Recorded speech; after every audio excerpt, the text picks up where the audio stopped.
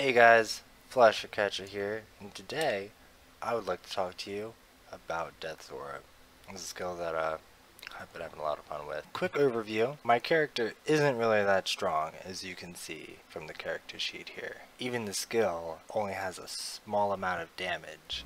However, because most things don't have as much chaos resist, this damage still seems pretty powerful. Possible combination of gems that actually work for this piece of equipment is Void Manipulation, Increased Area of Effect, Concentrated Effect Support, Item Rarity Support, and Item Quantity Support.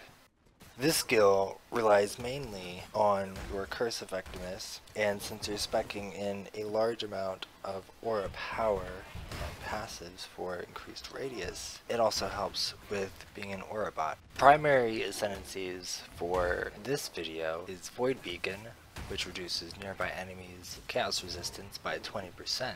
The second most important ascendancy is going to be Profane Bloom.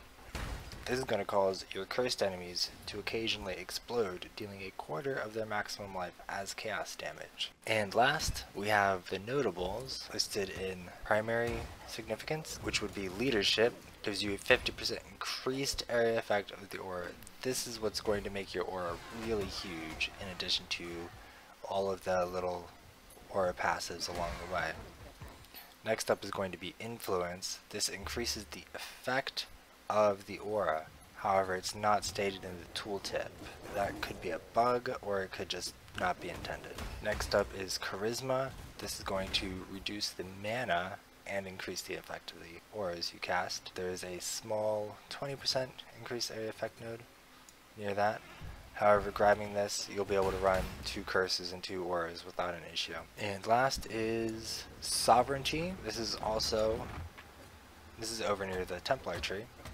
This has some increased area effect as well as a large amount of aura damage and mana reserve. Then we have our 4 main damage over time chaos notables.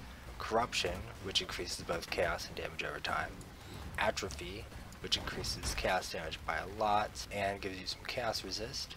Growth and Decay, which gives some life regeneration as well as a large amount of damage over time. And Method to Madness, which gives you chaos damage and chaos resistance. If you're not running as a CI build, then I would suggest probably grabbing the smaller chaos resistance on the tree, as well as the life and chaos resistance by the Templar. If you're running CI, I also have an additional link in the description to a CI build. However, I am currently running as a life build, and as you can see, there are some issues with running as life. However, it's easier to start up as life. Hey guys, if you liked this video, stay tuned for the unique drop at the end.